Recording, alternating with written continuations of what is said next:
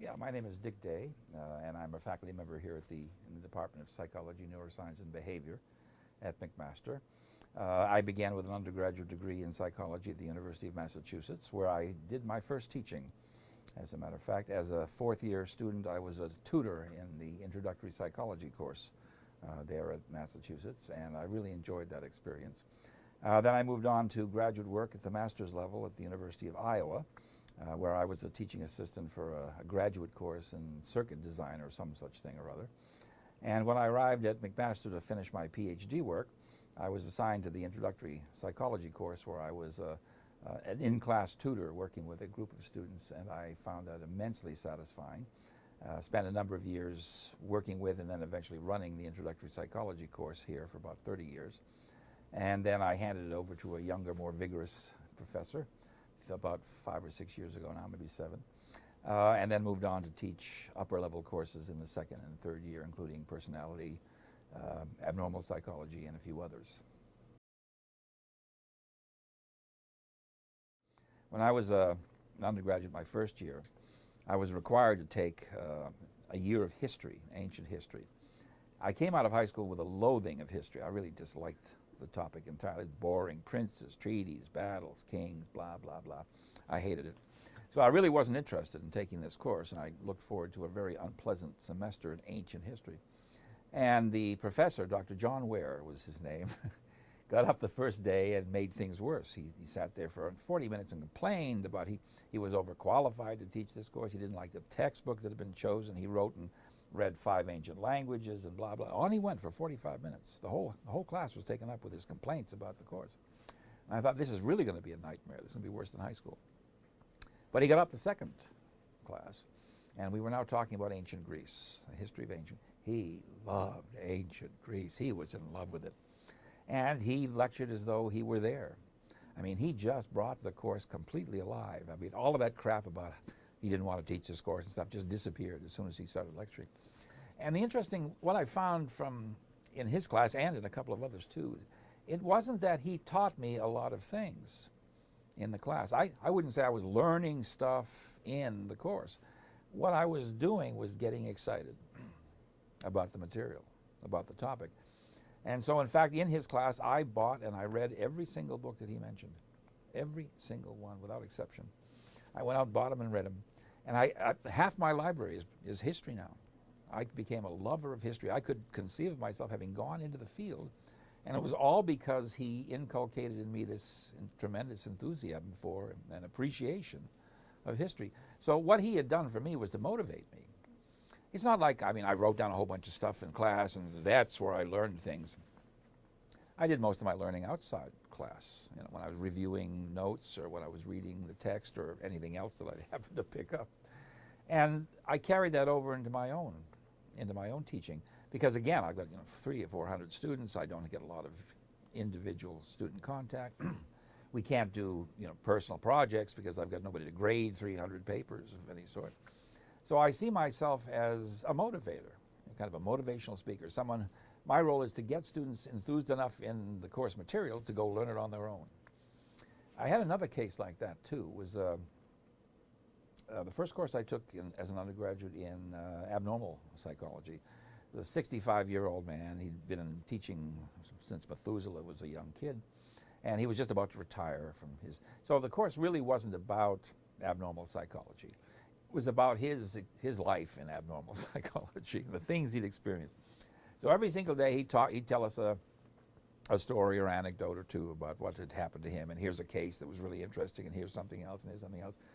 I had no notes from this class, virtually none. A few scribbled notes here and there. But again, what it did for me is get me interested in the field. I mean, these stories were fascinating. And I went back and I read the text carefully, and I read other things as well. Learned a lot of stuff in the course, but not in the class particularly. His function, again, was as a motivational speaker, to get me and others in the course enthusiastic enough about what he was teaching to go learn the material on our own. Yeah. By and large, I think people learn in different ways and under different circumstances. I'm sure there There are professors who see their role and are effective at providing material in the classroom that students learn. Typically, those professors would provide less material per lecture because they go into it in more detail, perhaps some more examples, get students to think about it as they're going through the material in the course, and I'm sure that's effective for a number of students. I think my method also works for a number of students too, and perhaps for some students who wouldn't otherwise learn the material. But I do see motivation as the key. I mean, you can't learn for students. The students have got to learn it for themselves, and the only way they can learn it is to be engaged with it, to spend some time thinking about it, wondering about it, whatever. And so I see my role as getting them to want to spend that time, you know, thinking about it and wondering about it and so on. Because if they don't do that, it really doesn't matter. You can learn a lot of stuff in a course you really don't like, but it's going to disappear very quickly. You know, you're never going to stay engaged with it. You've lost the opportunity to become someone who's interested in the field and so on. And so the ideal student for me in one of my courses is someone, of course I don't have many of these students because my courses aren't required courses in any program. My ideal is students who don't want to be there. Students who really didn't want to take the course, as I was in that history class. Because there's the challenge, right, to reach them, to reach out and say, this is something you should be interested in, this is something you should care about. I'll tell you one more story. This is a course that I didn't attend, actually, as an undergraduate. It was a botany course at the University of Massachusetts, and you know, sticks and leaves and twigs. People didn't like the course very much. It wasn't very well attended. People didn't find it interesting. And they hired a brand new instructor, fresh out of his PhD, to teach this course. And he got up on the first day wearing his white lab coat, and he had a potted plant. And he was talking about people don't appreciate the life force in plants, you know. They don't think of these as living things about which they should care. And he said, that's not true for everything. And he pulled a white rat out of his pocket, his lab coat pocket. He put it on the table, and with a machete, he cut its head off right there in front of the students. Killed it right there, beheaded it. Screaming, yelling, people milling around. I mean, it was quite a sensation. But then he had pulled out the plant and shook off its roots and threw it into the garbage, and nobody cared. So he was making the point that life is life. Now, the word of his demonstration got to the ear of the president of the university, who praised him for his creativity, but suggested that he not do that again. But I mean, he got people enthused enough in the course, and he was a really charismatic kind of. He loved plants and the animal and plant kingdom. And so over the next 4 or 5 years while I was there, the enrollment in that course tripled because of his enthusiasm. Same material, exactly, but he managed to motivate them to care about that area. And I think that's the real key to how you get motivated doesn't matter. Some people are self-motivating. They find something on their own of interest in the course, but a lot of students aren't like that, you know, especially when they come into university initially. They follow through the program that they're supposed to. They take the course they're supposed to, but they're worried about grades and they're worried about this and that. So they're not really yet into the joys of learning and discovering stuff. And I try as best I can to get some of that enthusiasm across. That's a very difficult question. People have debated that for a long, long time. I mean, the different words we use for a teacher indicate that. An educator. Now, what does it mean to educate? Well, if you look at the Roman, the Latin root of that, it means to bring out of somebody something that's already in them. That's kind of a Platonic idea, or a Socratic idea. You already have the basic information, and your capabilities and talents will be brought out of you, right? Other ways of expressing that suggest that the teacher is someone who provides information to the individual, the student, and so on. And so there's a kind of a one-way interchange. So there's a lot of different ways of thinking about it. I mean, a learner is simply someone who acquires information. It can be useful information. It can be trivial information. There are people who know the batting averages of every baseball player in the American League for the last 25 years. Well, that's information. But does anybody really care apart from the person who has it? I mean, is that learning in some way? I mean, I like to think of learning as more than just a series of unorganized facts. Learning is taking a set of pieces of information and making some sense out of them. Understanding their relevance, understanding their interrelationship, understanding how they fit together and what they mean for one's way of approaching life, the world, or whatever it happens to be. And so in the courses that I teach wherever possible, I try to step back and say, look, here's the big lesson here. I mean, here are all these little facts and theories and so on, but what's the basic bottom line here, that's what's going on that we should be thinking about and so on. I mean, in personality, I do that very early in the course. And I hope that that's the kind of learning that the students take away. And in many cases, it's not learning that's ever going to be tested on the midterms or the final exam. It's just an understanding, I hope, that they come away with from the course that will cause them to look at other materials, other courses somewhat differently, think about the ways of learning differently, perhaps. I don't know how well I succeed in that, but it's something that I think is fairly important, because I know it was lessons that I learned as part of my undergraduate, mostly, education. That, I mean, I don't remember the details of some courses, but they changed my way of looking at things in a way that made all my subsequent learning very different, and in many cases much richer.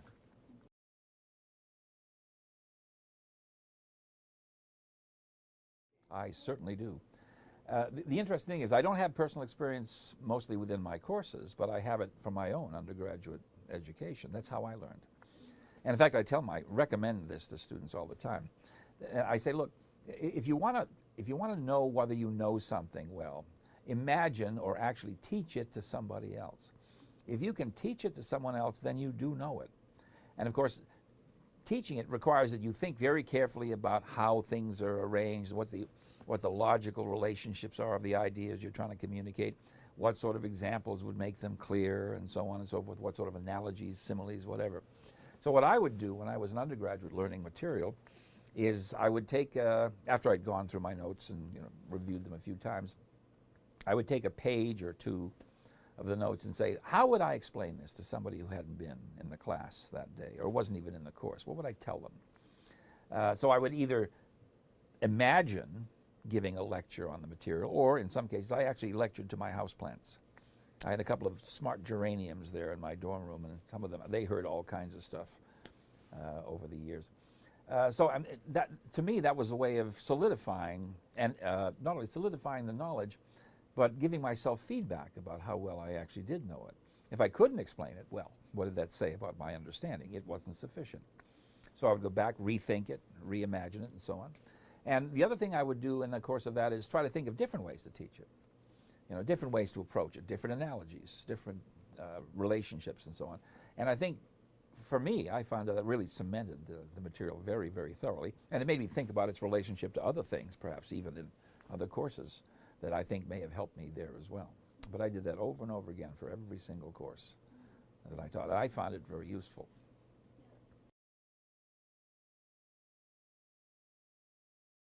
Yes, I certainly would. The one thing I would love to do in small classes is have students actually teach the rest of the class. Suppose it's like 40 or 50. I could even do it with maybe 60 students if I ever saw that size. Get a group of 4 or 5 people together and assign them a topic. The etiology of the somatoform disorders or something, or biochemical approaches to depression, whatever it happened to be. And I said, you are going to take a day, your group is going to take a day and teach that material to the rest of the class. Now, I'd have 4 or 5 in the group because some people just could not speak in front of the class, period. So that they could pick whoever it was they wanted to do this. But they would all have to work together and develop, write a little mini paper, essentially, that would summarize this stuff and then teach it to others. Now, the disadvantage of that particular approach is they learn that material really well, but they're still going to hear the rest of the material in the course from somebody else, a lecturer, essentially, even if it's another group member. So, I mean, essentially what you'd have to do to apply that protege effect to an entire course is you would have to teach the entire course to somebody else. And I'm not sure to what extent that would be practicable. Now, if you're talking about a small piece of information, relatively limited subset, I think that would work really well. I mean, certainly based on my experience and the literature on the topic, people have looked at this. I think it would be an excellent way to proceed. I don't think you could do it with a big field, with a lot of information. That's essentially self-study. You're sending out someone to learn things on their own. Okay, who are they going to teach it to? An entire course on personality, who would they teach it to? Well, hard to do.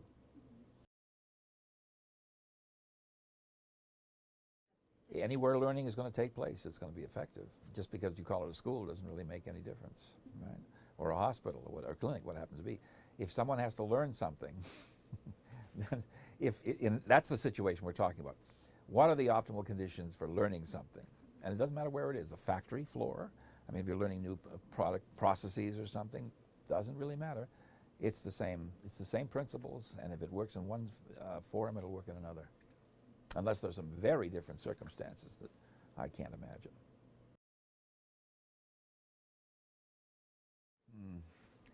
That's tough. One of the basic problems I see in our education system in terms of promoting learning is the fact that it's grade driven. I mean, students complain about this all the time, and I don't blame them. It's hard to get around that. I mean, you look at our medical school, and they've eliminated that, right, largely. And of course, they had problems for the first few years. Students were terrified by the idea of a system that didn't provide feedback about how well they were doing in terms of the grades system they were used to. And so what we end up with is students who come into university looking not for learning, but they're looking for grades, because of course that's what the grad schools and professional schools are going to be looking for too. If we could eliminate that, and we can't in any obvious way, I think it would improve things dramatically. Now, the other side of the coin, though, is we've got a student body. You go back 40 or 50 years, what, 10% of the population went to university. Now it's what, 35, 40%? So we have a lot of people going to university not because they want to learn something or they're looking for an advanced career, but they're there because they know that having a bachelor's degree is going to improve their chances of getting any job, even if, and I think this is true in many cases, their education is irrelevant to the performance of the job they're eventually going to get. Because there are so many people in the workforce who do have bachelor's and even master's degrees, employers have become pickier. You know, they can say, well, yeah, sure, you're a very bright high school graduate, and what we have, the job we have doesn't require any more skill than you have, but since I have 5 or 6 university students with bachelor's degrees to choose from, why would I pick you and not them, even though the high school student might be the better choice in some respects. So, I mean, I think we're all responsible for the fact that the university system is really turning out credentials for employment for a lot of students. If we had students here who just came because they wanted to learn a bunch of new stuff, I think even having the grades wouldn't really matter that much. I mean, you look, for example, at places like Harvard and Yale and Princeton and so on. Their problem is virtually everybody there is getting A and B grades. They call it grade inflation. I mean, so you don't have to worry about the grade you're going to get at Harvard or Princeton. It's going to be an A or a B. Everybody's getting A's or B's. So they can focus more, in fact, on the learning process and so on. Here, it's not so clear that that's ever going to be true. Our people expect that we are going to make discriminations on the basis of differential amounts of learning and so on. And so until we can get rid of the grades, I think we're always going to have the same kind of issue, that students are motivated for the wrong reasons. When I was an undergraduate, the economic situation was very, very different. Every year, IBM and GE and Westinghouse and Ford and everybody would come on campus and say, I'll take a couple of history people, a couple of English people, maybe a political scientist or two, an engineer. They were hiring all kinds of folks. And so you knew going in that no matter what you did for 4 years, there was going to be a job out there, and probably a reasonable one, waiting for you. It's not the same today. Students facing a very different world than I did. And so it's hard for them not to focus very carefully on, I've got to get the best grades here so I get into the best graduate or professional program so I can get the best job. And so I sympathize with them. I mean, for example, people never prepared for the MCATs or the GMATs when I was an undergraduate, never. You just walked in, sat down, and took the damn thing. That was it. Now people spend months, years, preparing ahead of time to make sure they're going to do as much as they can. They take seminars, they read books and tapes. Unheard of when I was an undergraduate, absolutely unheard of. So I think it's harder today for students, so good or bad, to focus on the learning aspect of university and not on the more economic side of things. And I sympathize with that. I think it's relatively rare. I mean, students who discover within the first couple of years that they're going to do just fine. They're excellent students. They're going to get good grades. Maybe they can experiment. I suggested to the president, as a matter of fact, a couple of years ago, a proposal that one of the MSU presidential candidates last year was proposing that hasn't gone anywhere yet. I said, look, what we need to do is allow students to take 3 credits every term on a pass-fail basis from courses that are outside their program. Give them the motivation to explore, try things that they would never try. You know, someone would say, I'd love to learn calculus, but I'm afraid it's going to kill my GPA. Well, not if it's pass-fail, right? So try the damn thing. Or an engineer takes an English course. An English major tries something in science. If it's pass-fail, they can explore some new territory without thinking, what's it going to do to my grade point average? What's it going to do to my chances to get into medical school? And I hope still that that will eventually go through. The president thought it was a good idea. And I would like to see it happen, because I'm afraid people are frightened away from some classes because their first consideration, I've had students email me about it. I could take this course or this course that you're teaching, which one is going to lead to the higher grade? You know, and I feel bad that they ask, but still I understand. Well, it is. That's the consideration they have to have. You know, I mean, when I was an undergraduate, it just wasn't that significant. So I think that's the root of a lot of our problems these days, and it's systemic. It's not about students. Students are fine. Students are the same as they've always been, right?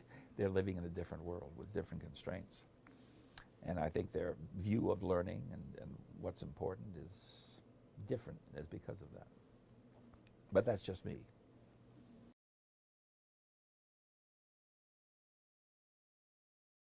Self-assessment. If people are really here just to learn things, what difference is it? Why do we need to put a grade on it? Right? There are places, mostly small liberal arts colleges, where they do things like self-reflection and journaling and so on, where you write down every day or every week what you're learning, how it relates to your life goals and so on, and you self-evaluate. How did I do in this course? What could I have done better and so on? I don't think we give students enough opportunity to redo and to improve. So for example, when I'm doing, I supervise 8 or 10 independent studies students every year, and I tell them, I would like it, it's not required, if you turn in a rough copy about a week and a half before the final deadline, so I can make comments and suggestions and ship it back to you before you do the final copy, because otherwise it's not a learning experience, right? You submit a copy, maybe there's all kinds of problems with it, you get a C+. Well, what have you learned? You know, I mean, you'll learn for the next course, but you haven't learned anything in this course. So my view is let them submit the C+ paper. I'll suggest how you could make it into a B+ paper, turn it back and let them work with it to see if they can't get it better. So I mean, I always like to find ways in which students can show improvement and get a chance to get some feedback about that during the course.